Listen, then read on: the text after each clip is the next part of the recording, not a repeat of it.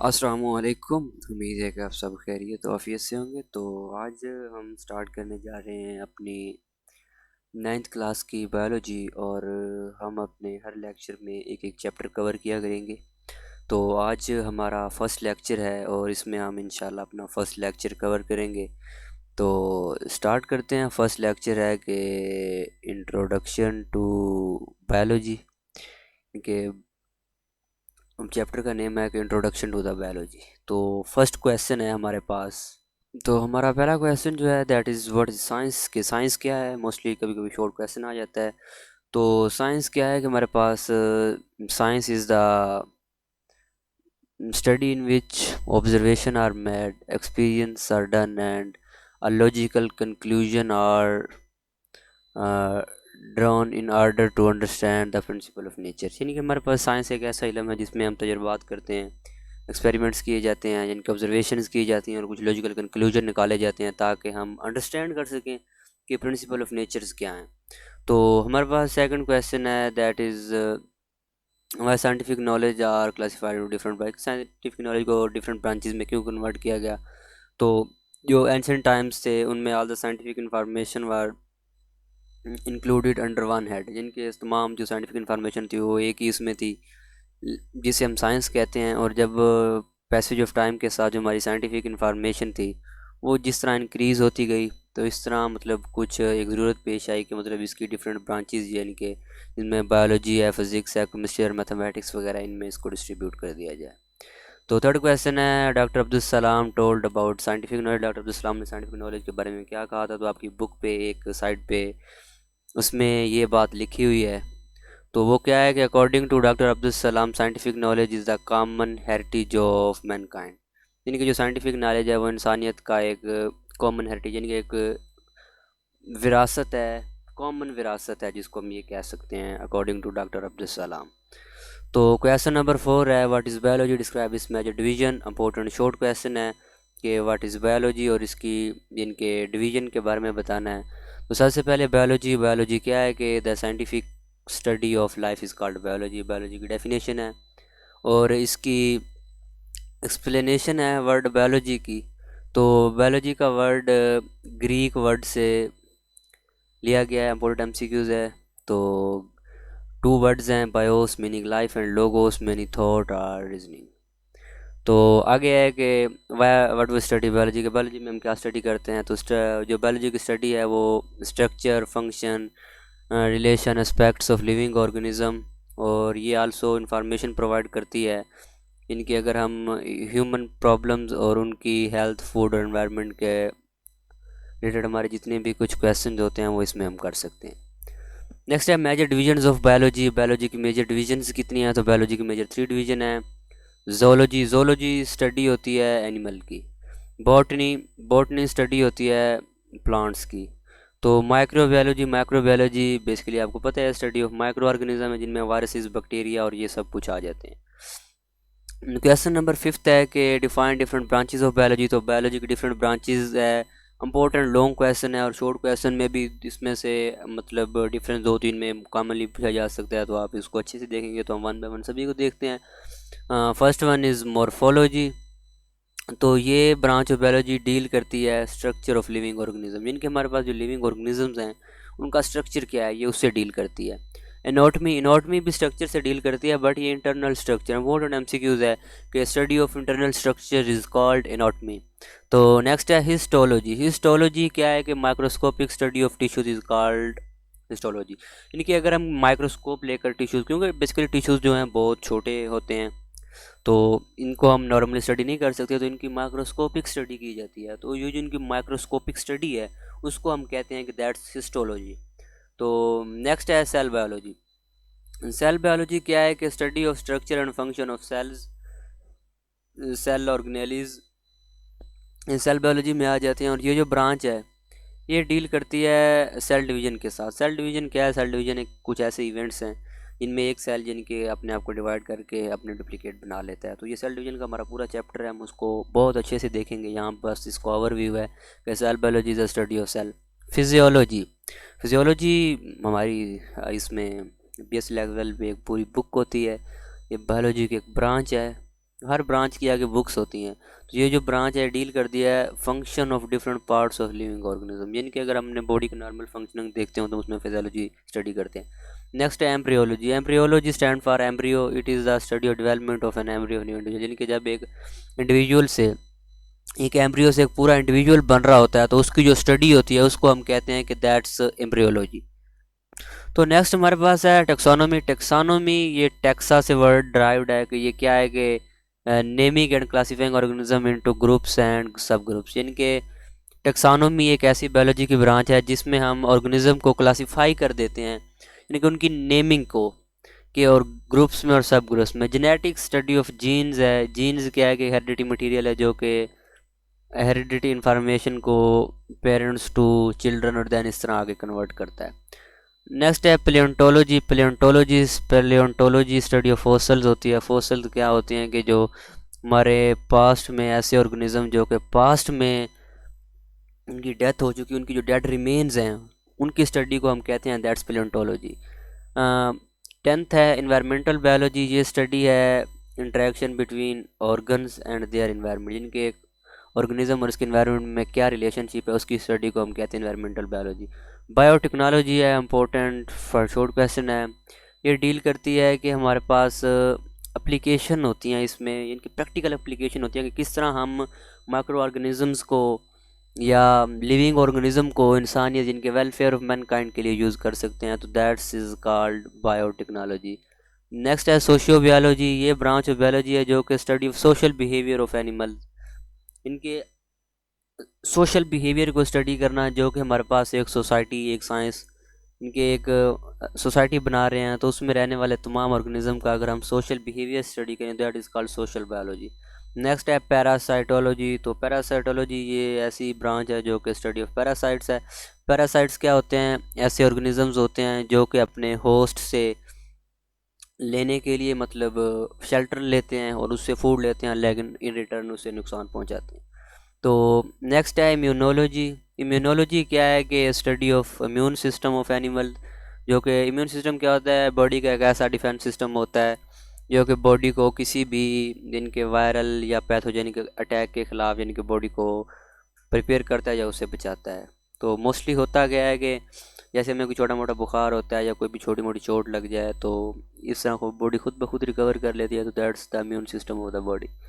Entomology ये study of insects है। Insects आपको पता है ये जो छोटे कीड़े मकोड़े या इसमें बर्ड्स स्मॉल वगैरह आ जाते हैं, दैट्स इंसेक्ट्स।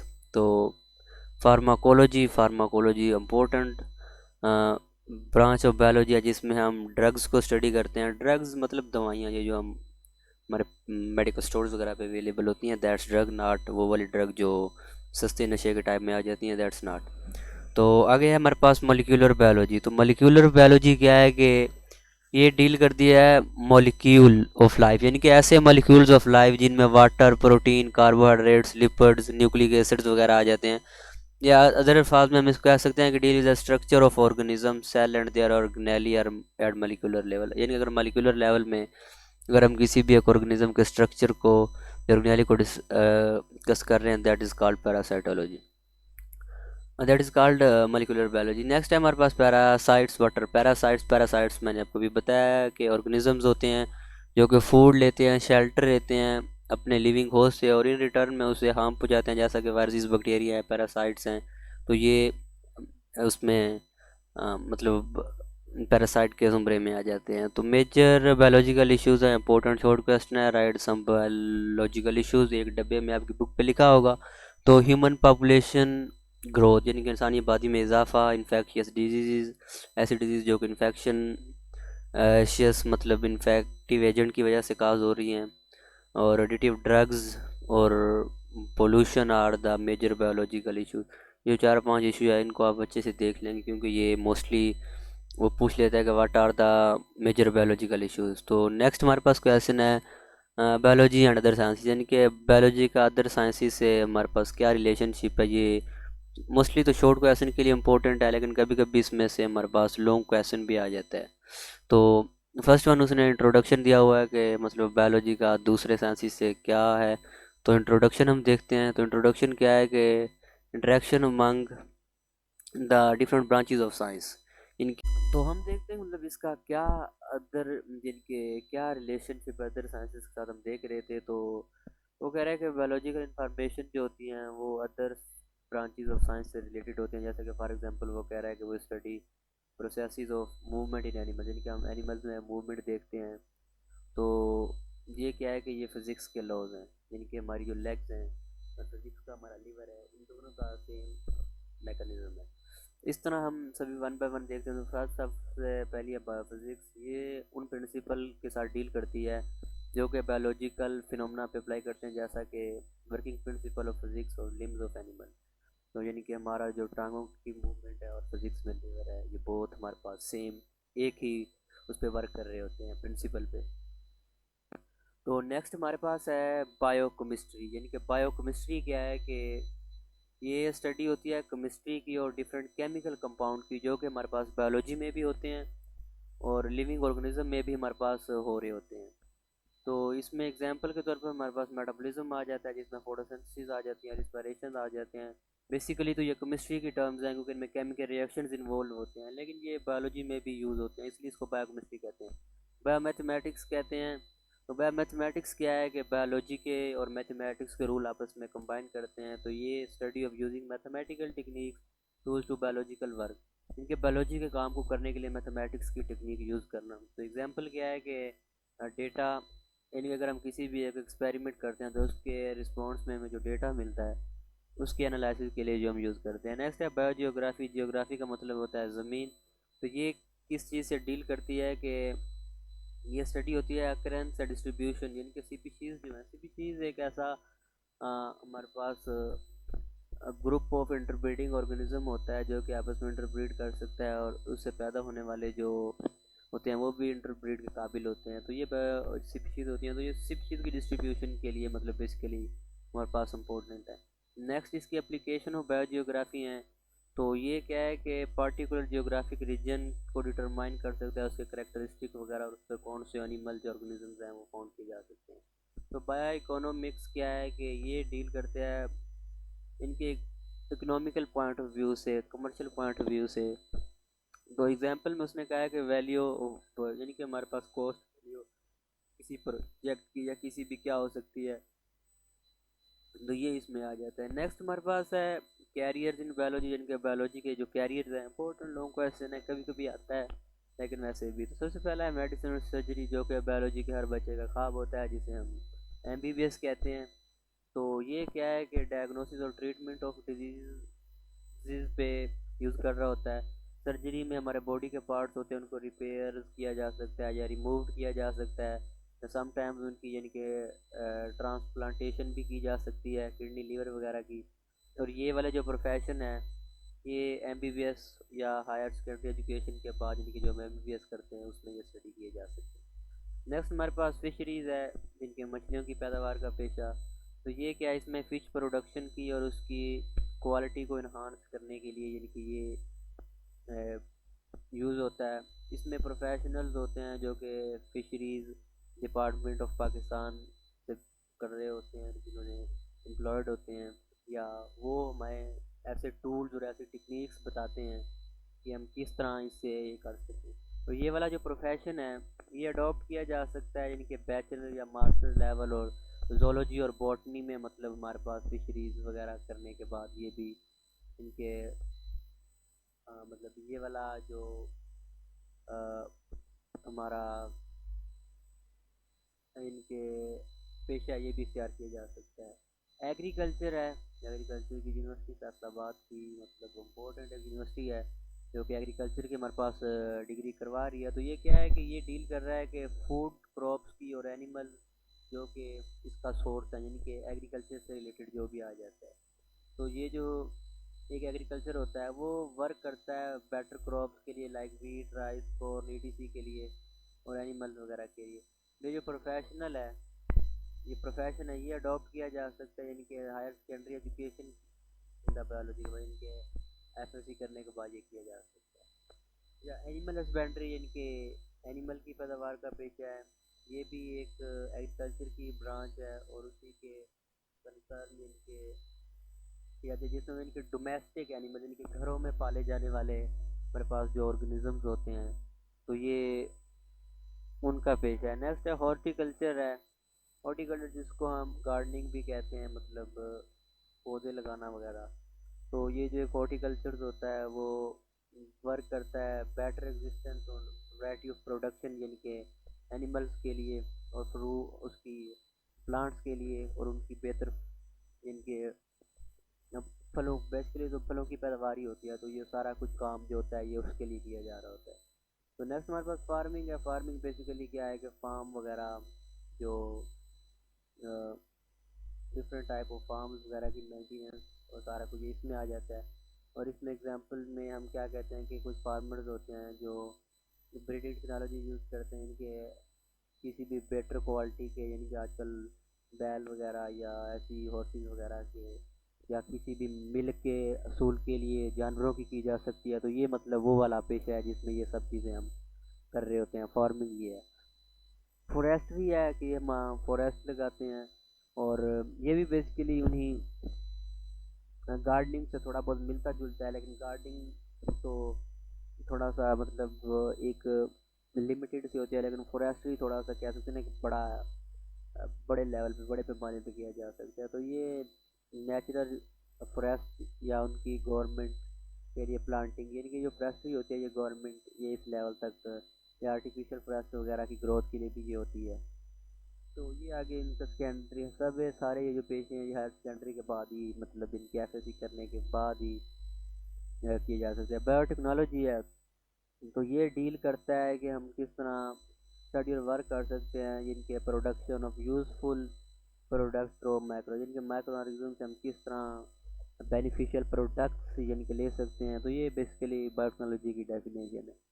तो explain the Islamic concept about origin of life. इस्लाम का कंसेप्ट क्या है ओरिजिन ऑफ लाइफ के बारे में, तो ये लाहौर बोर्ड में भी आ चुका है और शॉर्ट क्वेश्चन के लिए थोड़ा बहुत इम्पोर्टेंट है। तो इसको हम मतलब इतना कोई ज़्यादा ख़ास नहीं, बस इसकी ये जो वर्ड्स हैं इसको हम देख लेते हैं कि तर्जमा है कि we made everything from water. तो हमने हर चीज़ जो है वो पानी से पैदा की। सूरतुल अंबिया की वर्स नंबर 30 है। तो इसके अकॉर्डिंग जो है 60 to 7% जो हमारी प्रोटोप्लाज्म है। प्रोटोप्लाज्म क्या होता है कि living content of the cell होता है, यानी कि हमारे सेल के अंदर जितना भी एक लिविंग कंटेंट होता है ऑर्गेनेली को छोड़ के, तो वो सब हमारा यानी कि प्रोटोप्लाज्म ही की कैटेगरी में फॉल करता है। वर्स नंबर 2 है, तो वो कहता है अल्लाह ने कुरान करीम में फरमाया कि he made the man from clay like the potter. वो कह रहा है कि हमने इंसान को यानी कि मट्टी से पोटर लाइक क्ले से यानी कि उसकी तख्लीक की। तो नेक्स्ट वर्स नंबर 3 है कि then think we drop a cloud, then something we a cloud little lamb, then something we little lambs bones, clotted bones with flesh। तो ये सूरतुल मुन्ना की वर्स है कि हमने सबसे पहले वो क्या है कि एक इनके एक खून का लोथड़ा था, फिर लोथड़े से उसको मतलब एक बोटी की शक्ल दी, फिर उस पे टांगे, और ये सब कुछ यानी कि ये भी इंसान की क्रिएशन है। ये इतना वैसे कोई खास इम्पोर्टेंट और करने वाला नहीं है, लेकिन फिर भी आप इसको सिर्फ एक दफ़ा इनके देख लेंगे। नेक्स्ट है कि Allah has created every animal from water, some from creep over three their bellies. ये उसकी क्लासिफिकेशन की वो किस तरह चलते फिरते हैं उनके बारे में बताया गया है कि अल्लाह ने क्रिएट किया है हर एनिमल को वाटर से, और सम को जो कि सम क्रीप हैं, जिनकी क्रीप करते हैं, रेंगते हैं कुछ अपने बेलीज के ऊपर, और कुछ वॉक ऑन लेग्स करते हैं, और इनमें से कुछ 2 पाँव पे हैं, और कुछ जो हैं वो हमारे पास चौपाए हैं जिनके 4 पाँव पर हैं। तो ये वाली जो सारी वर्स हैं ये डिस्क्राइब करती हैं, यानी कि ओरिजिन होती है, मॉडिफिकेशन और सारा कुछ उसके अकॉर्डिंगली मतलब ये बयान कर रही है इंसान की क्रिएशन के लिए। ये कोई इतना ख़ास इम्पोर्टेंट या करने वाला क्वेश्चन नहीं है, बस इसको एक दफ़ा देख लीजिएगा, ज़्यादा इस पर फोकस करने की कोई ज़रूरत नहीं। तो क्वेश्चन है describe the contribution of different Muslim scientist in the field of biology. Important question इस कहते हैं ना, इम्पोर्टेंट लॉन्ग क्वेश्चन इस चैप्टर का। तो ये इन्हीं में से आता है कि मुस्लिम साइंटिस्ट की कंट्रीब्यूशन क्या थी इस बायोलॉजिकल फील्ड में, तो वो आप डिस्क्राइब करें। तो वो हम वन बाय वन, यहाँ पे मुस्लिम 3 साइंटिस्ट दिए हुए हैं, तो हम उन तीनों को वन बाय वन उनमें क्या देखेंगे, उनकी बुक्स देखेंगे, उन्होंने क्या क्या कुछ किया, उनकी क्या क्या कंट्रीब्यूशन थी, तो वो सब कुछ हम वन बाय वन देखते हैं। तो फर्स्ट वन हम मतलब स्टार्ट करते हैं। जो हमारे पास हमारा जो पहला मुस्लिम साइंटिस्ट है that is Jabir bin Hayyan. तो ये जाबिर बिन हयान के बारे में लाहौर बोर्ड में शॉर्ट क्वेश्चन आ चुका है। तो ये कहाँ पैदा हुए थे? बोर्न इन ईरान में पैदा हुए थे। उन्होंने मेडिसन को प्रैक्टिस किया इराक में, इनके ईरान से फिर इराक में चले गए थे। और इन्होंने इंट्रोड्यूस किए एक्सपेरिमेंटल इन्वेस्टिगेशन इन केमिस्ट्री में। और उन्होंने कोई number of books on plants, यानी कि उन्होंने प्लांट्स और एनिमल के ऊपर बहुत सी किताबें लिखी। और उनकी फेमस बुक्स में जो अल नबातात और अल हैवान, दो उनकी फेमस बुक हैं। आप इनकी बुक के नाम याद रख सकते हैं, कहाँ पे पैदा हुए और उन्होंने किस चीज़ में प्रैक्टिस की और उनकी क्या क्या बस कंट्रीब्यूशन की। मतलब यही है, क्योंकि शॉर्ट के लिए भी इम्पोर्टेंट है और लॉन्ग के लिए भी, तो इसलिए आप दोनों पॉइंट भी से तैयार कीजिएगा। सेकंड वन है कि अब्दुल मालिक असमा, ये भी लाहौर बोर्ड में आ चुका है। तो इनको मतलब मुस्लिम साइंटिस्ट कंसिडर किया जाता है जिन्होंने एनिमल को डिटेल में स्टडी किया।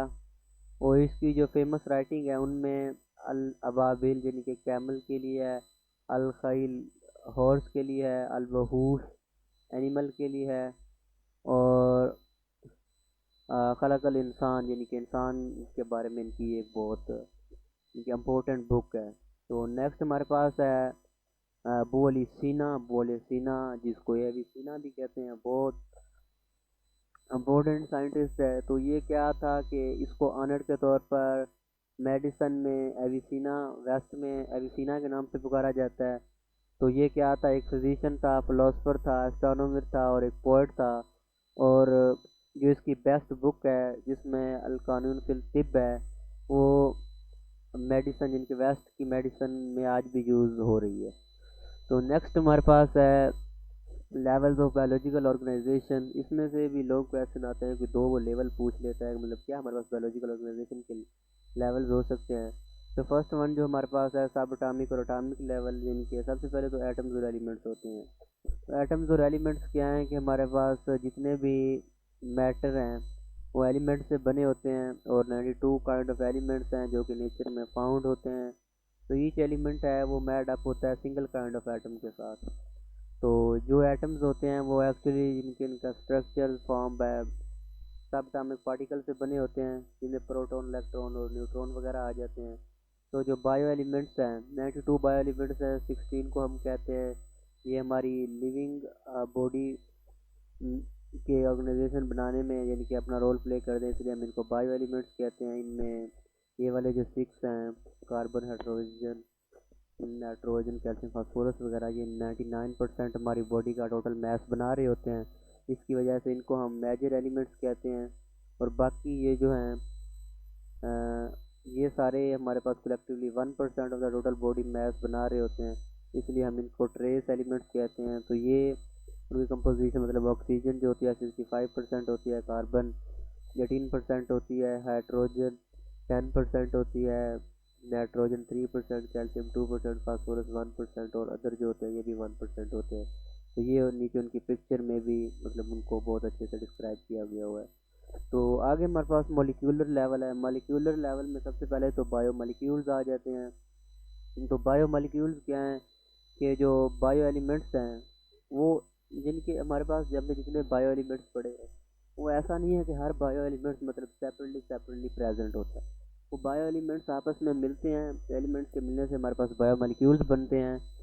तो ये कैसा होता है कि मतलब ये इनके बॉन्डिंग से यानी कि हमारे पास वजूद में आते हैं, जिनको हम बायोमोलिक्यूल्स कहते हैं। तो जो एक ऑर्गेनिज्म होता है वो नंबर ऑफ बायोमोलिक्यूल यानी कि 100 और डिफरेंट टाइप के मॉलिक्यूल से बना होता है। और ये वाले जो मॉलिक्यूल्स हैं ये बिल्डिंग मटेरियल होते हैं, मतलब कम्प्लेक्स ऑर्गेनिज्म की अरेंजमेंट में। तो मॉलिक्यूल जो हैं इनकी क्लासिफिकेशन देखते हैं। क्लासिफिकेशन ऑफ बायोमोलिक्यूल दो तरह के होते हैं। माइक्रो का मतलब होता है कि जो ऐसे मॉलिक्यूल्स हैं जिनका मॉलिक्यूलर वेट लो है, जिनमें ग्लूकोज और वाटर वगैरह आ जाता है। मैक्रो मॉलिक्यूल वो है जिनका मॉलिक्यूलर वेट ज़्यादा होता है ए से। तो इसमें क्या स्टार्च, प्रोटीन और लिपिड वगैरह आ जाते हैं। नेक्स्ट है जिनके सेल लेवल आ जाता है। ऑर्गेनेली का सेल लेवल है, ऑर्गेनेली जो है वो बायोमोलिक्यूल जब आपस में मिलते हैं तो ऑर्गेनेली जिस तरह सेल मिले थे जो हमारे पास मॉलिक्यूल बने थे, अब मॉलिक्यूल मिलेंगे तो ऑर्गेनेली बनेगी, अब ऑर्गेनेली मिलेगी तो फिर हमारे पास सेल लेवल बनेगा, जो जिनमें सेल आपस में असेंबल हो के मतलब ऑर्गेनेली बना रहे होते हैं। तो जो कह रहा है कि डिवीजन ऑफ सेल किस तरह होते हैं कि जिस तरह डिफरेंट सेल मिलेंगे तो वो फिर अपने अपने इनके डिफरेंट तरह के, जैसे कह सकते हैं ना कि फंक्शन में रोल प्ले कर रहे होते हैं। तो हमारे पास जो हर ईच टाइप ऑफ ऑर्गेनेली है उनमें स्पेशलाइज इनके स्पेसिफिक फंक्शन परफॉर्म कर रही होती है। तो जो मतलब हर एक स्पेशलाइज फंक्शन परफॉर्म कर रहे होते हैं, तो जैसा कि हमारे पास माइटोकॉन्ड्रिया है, तो माइटोकॉन्ड्रिया हमारे पास स्पेशलाइज होते हैं रिस्पायरेशन के लिए वगैरह, बच्चों प्रोटीन वगैरह के लिए अपना रोल प्ले कर रहे होते हैं डिफेंसिस के लिए। अगर नंबर ऑफ सेल्स हैं तो क्या जो प्रोकैरियोट्स हो सकते हैं या यूकेरियोट्स हो सकते हैं, दो तरह के सेल होते हैं। तो इनको भी हम आगे अपने फोर्थ चैप्टर में इनके बहुत अच्छे से स्टडी करेंगे कि इन दोनों में क्या डिफरेंस है। तो नेक्स्ट हमारे पास जो है दैट इज टिश्यू लेवल। तो टिश्यू क्या है कि जब हमारे पास सिमिलर सेल जो होते हैं वो किसी भी एक फंक्शन के लिए जब आपस में मिल जाए तो तब हमारे पास एक इनके टिश्यू बन जाता है। सेल मिलकर बेसिकली टिश्यू बनाते हैं, जैसे कि उसमें एक्सप्लेनेशन में लिखा हुआ है कि हर सेल जो होता है टिश्यू में वो उसका अपना ये प्रोसेस होता है जिसमें कलर रेस्टोरेशन आ जाती है, प्रोटीन आ जाती है या हर और तरह के मतलब डिफरेंट फंक्शन ऑफ टिश्यूज हो सकते हैं। एग्जाम्पल में उसने प्लांट टिश्यू लिखे हुए हैं जिसमें एपिडर्मल टिश्यू, ग्राउंड टिश्यू, तो ये तो हम अपना पूरा नेक्स्ट चैप्टर है जिसमें ये सारा मतलब आप यहाँ पे उसका टिश्यू का एक जनरल ओवरव्यू के तौर पर देखिए। नेक्स्ट हमारे पास है organ and organ system level. तो जब हमारे पास टिश्यूज आपस में मिलते हैं तो हमारे पास ऑर्गन्स बनते हैं, और ऑर्गन्स क्या होते हैं कि जब हमारे पास टिश्यूज आपस में रिलेटेड फंक्शन होते हैं वो मिलेंगे तो हमारे पास ऑर्गन बनेगा। जैसा कि डिफरेंट टिश्यूज मिलते हैं जो ऑर्गन बनते हैं, एग्जाम्पल जैसे स्टमक है, स्टमक में डिफरेंट तरह के टिश्यूज मिलते हैं जो कि प्रोटीन डाइजेस्टिंग हो सकते हैं और एक्सेट्रा, तो सब मिलके अपना फंक्शन परफॉर्म करते हैं। जो एपिथेलियल टिश्यूज हैं जो कि गैस्ट्रिक जूस सेक्रेट करते हैं, मस्कुलर टिश्यूज हैं जो कि हमारे पास मूवमेंट में अपना रोल प्ले कर रहे होते हैं। तो नेक्स्ट हमारे पास है ऑर्गन सिस्टम लेवल। तो जो एक ऑर्गन सिस्टम लेवल किस तरह बनता है कि जब हमारे पास डिफरेंट तरह के जो ऑर्गन्स होते हैं जो कि रिलेटेड जिनके जिनका फंक्शन होता है वो एक दूसरे से रिलेटेड होता है, तो वो जब आपस में इनके मिल जाते हैं तो हमारे पास एक ऑर्गन सिस्टम लेवल बन जाता है। जिस तरह हमारे पास डाइजेस्टिव सिस्टम है, तो डाइजेस्टिव सिस्टम में माउथ से लेकर एनस तक डिफरेंट तरह के जिनके ऑर्गन काम कर रहे होते हैं, तो देन हमारे पास ये ऑर्गन सिस्टम बनाते हैं। देन है कि इंडिविजुअल, यानी कि कहते हैं कि अब हम ह्यूमन एक इंसान के एक लेवल तक पहुंच चुके हैं। तो फॉर्मेशन ऑफ इंडिविजुअल लेवल क्या है कि जब हमारे पास डिफरेंट ऑर्गन और ऑर्गन सिस्टम जो ऑर्गेनाइज होते हैं हमारे पास एक इंडिविजुअल लेवल बनता है। तो एक ऑर्गेनिज्म में जो वेरियस ऑर्गन्स होते हैं और ऑर्गन सिस्टम्स होते हैं वो एक इस तरह एक ऐसे जिनके ऑर्गेनाइज्ड होते हैं कि वो एक पूरा हमारे के पास इंडिविजुअल बना रहे होते हैं। इस एग्जाम्पल में वो कह रहा है कि एक्सरसाइज जिस तरह हम करते हैं तो हमारे जो डिफरेंट टिश्यूज हैं, ऑर्गन ऑर्गन सिस्टम्स हैं वो मिलकर वर्क कर रहे होते हैं। एग्जाम्पल में उसने लिखा कि ह्यूमन पॉपुलेशन पाकिस्तान जो 2010 में थी 173 मिलियन ऑफ इंडिविजुअल, ये एक इंडिविजुअल की एग्जाम्पल दी है। नेक्स्ट हमारे पास कम्युनिटी लेवल है। तो कम्युनिटी क्या है कि एक हमारे पास कम्युनिटी है कि जब हमारे पास डिफरेंट पॉपुलेशन आपस के अंदर एक ही इन्वायरमेंट में रह रही हो तो हमारे पास एक कम्युनिटी बनती है। जिस तरह हमारे पास फॉरेस्ट है, फॉरेस्ट में डिफरेंट कम्युनिटीज़ होती हैं, तो डिफरेंट पॉपुलेशन होते हैं, डिफरेंट पॉपुलेशन जब मिलते हैं हमारे पास एक कम्युनिटी बनती है। तो कम्युनिटी जो कलेक्टिव इसमें कलेक्शन ऑफ ऑर्गेनिजम्स होते हैं जो कि इंक्रीज हो या मे बी डिक्रीज हो सकते हैं। सम कम्युनिटीज़ हो सकती हैं वो कम्प्लेक्स हो सकते हैं, जैसे बेस्ट कम्युनिटी वगैरह है। जो सम कम्युनिटीज़ होती हैं वो सिंपल हो सकती हैं। तो इसी तरह जो सम कम्युनिटीज़ होती हैं जिनमें लिमिटेड नंबर होता है जिनकी साइज और शेप हो सकती है, और कुछ जो होती हैं वो ड्रास्टिक, अगर किसी की छोटी सी कम्युनिटी में कोई आ जाए ज़्यादा ड्रास्टिक होता है, क्योंकि उसमें पहले लिमिटेड ऑर्गेनिज्म है, तो अगर वो ही नहीं रहेंगे तो उसका ये जो चेंज होगा ये बहुत ही ड्रास्टिक लेवल तक होगा, इनसे बहुत ज़्यादा होगा। तो नेक्स्ट हमारे पास जो है वो है बायोस्फीयर लेवल। तो हम बायोस्फीयर को देखते हैं, मतलब बायोस्फीयर क्या होता है, जो कि पार्ट ऑफ अर्थ होता है, जो कि लिमिटेड बायोस्फीयर के एक्टिव है, जो कि ऑर्गेनिज्म यहाँ पर रहते हैं, द फार्म ऑफ कम्युनिटीज को बायोस्फीयर के लिए जाना जाता है। और इसमें इकोसिस्टम्स होते हैं। इकोसिस्टम क्या है कि कोई ऐसा ऐसा एरिया जहाँ पे मतलब लिविंग और नॉन लिविंग जो हमारे पास कंपोनेंट्स होते हैं एनवायरनमेंट के, वो जिनके रह रहे होते हैं, और इसको हम जोन ऑफ अर्थ भी कहते हैं। तो नेक्स्ट हमारे पास है cellular union and metabolic organization. तो जो 5 मेजर ग्रुप्स ऑफ ऑर्गेनाइजेशन है, जो हम उसको देखते हैं, ये जो ऑर्गेनिजम्स होते हैं 5 मेजर ग्रुप, के प्रोकैरियोट्स होते हैं, प्रोटिस्ट होते हैं, फंजाई होते हैं, प्लांट्स एनिमल्स हैं। 5 यूनिट क्लासिफिकेशन सिस्टम हमारे पास है। तो टाइप्स ऑफ सेल्स में जो है ये सिंगल सेलर हो सकते हैं, या टू या मोर देन टू हो सकते हैं, जिनको मल्टीसेलुलर ऑर्गेनिज्म कहते हैं, या प्रोकैरियोट्स हो सकते हैं, यूकैरियोट्स हो सकते हैं। जो प्रोकैरियोट्स होते हैं वो होते हैं जिनमें कोई मेम्ब्रेन बाउंड न्यूक्लियस नहीं होता। तो आपने सिर्फ इसको ये याद रखना है कि प्रोकैरियोट्स जो होते हैं जिसके हम लोग ये कह सकते हैं कि विदाउट न्यूक्लियस। तो जो यूकैरियोट्स हो सकते हैं इनमें क्या है कि ये सेल्स होते हैं, इनमें मेम्ब्रेन बाउंड न्यूक्लियस हो सकता है, इनकी प्रॉपर न्यूक्लियस होता है। तो आगे हम सेलुलर ऑर्गेनाइजेशन को देखते हैं कि सेल हमारे पास किस तरह ऑर्गेनाइज हो सकते हैं। जो लिविंग ऑर्गेनिजम्स होते हैं, जो सेल ऑर्गेनाइज होते हैं 3 वेज में। इसके बॉडीज ऑफ ऑर्गेनिजम्स होती हैं, जिनमें यूनिसेलुलर हो सकते हैं, प्लूरल मल्टीसेलुलर हो सकते हैं। मल्टी ऑर्गेनाइजेशन फाउंड हो सकती है यूनिसेलुलर ऑर्गेनाइजेशन से या कॉलोनियल ऑर्गेनाइजेशन से। तो इनको हम यूनिसेलुलर ऑर्गेनाइजेशन या कॉलोनियल ऑर्गेनाइजेशन, इनके डिफरेंट ऑर्गेनिज्म। तो first one is unicellular organization. तो जो यूनिसेलुलर ऑर्गेनाइजेशन है उसमें एक ही सेल होता है जो कि लाइफ का रिस्पॉन्सिबल हो सकता है, और जो जितनी भी एक्टिविटीज होती है उसके उसमें सेल परफॉर्म कर रहा होता है। एग्जाम्पल में हमारे पास मैपा और पैरामीशियम वगैरह इस्तेमाल है। यूनिसेलुलर ऑर्गेनाइजेशन होती है कि इस ऑर्गेनाइजेशन की टाइप में हमारे पास जो मैंने यूनिसेलुलर ऑर्गेनिज्म होते हैं वो टुगेदर रह रहे होते हैं। तो इनमें कोई एक डिवीजन या वो नहीं हो रही है। इनमें हर जो यूनिसेलुलर ऑर्गेनिज्म होता है वो कॉलोनी की फार्म में रह रहा होता है, और वो उसके स्पेसिफिक कैरेक्टरिस्टिक होते हैं। इसके एग्जाम्पल में हमारे पास वॉल बॉक्स आ जाती है, ये ग्रीन एल्गा है जिसमें ऑर्गेनाइजेशन पाई जाती है। मल्टी सेलुलर ऑर्गेनाइजेशन है। मल्टी सेलुलर ऑर्गेनाइजेशन में हमारे पास मल्टी सेलुलर जिनके टिश्यूज हो सकते हैं, मल्टी सेलुलर ऑर्गन और सिस्टम हो सकते हैं। तो फर्स्ट एग्जांपल है ब्रासिका कंपेस्टस मस्टर्ड प्लांट है। तो ये क्या है कि विंटर और में सीड और एंड ऑफ विंटर में इसको काटा जाता है। इसकी इम्पोर्टेंस क्या है, तो इसमें ये एक वेजिटेबल है, और सीड और इसके मतलब ऑयल भी इससे यूज किया जाता है। इसके जो बॉडी पार्ट्स होते हैं वो 2 पार्ट्स होते हैं। वेजिटेटिव पार्ट में, वेजिटेटिव पार्ट्स में हमारे पास आ जाते हैं रूट्स आ जाते हैं, स्टेम्स आ सकती हैं, और लीव्स वगैरह। ये जो है ये सेक्सुअल प्रोडक्शन में कोई हिस्सा नहीं देते। नेक्स्ट हमारे पास रिप्रोडक्टिव है। ये ऐसे पार्ट्स हैं जो कि सेक्सुअल रिप्रोडक्शन में हिस्सा ले रहे होते हैं, और ये सेक्सुअल रिप्रोडक्शन मतलब कर रहे होते हैं। तो राना टैगरीना हमारे पास फ्रॉग है, इसमें मेडिकल ऑर्गेनाइजेशन पाई जाती है। तो क्या है कि इसकी जो बॉडी है ये मेडिकल ऑर्गेनाइजेशन शो करती है।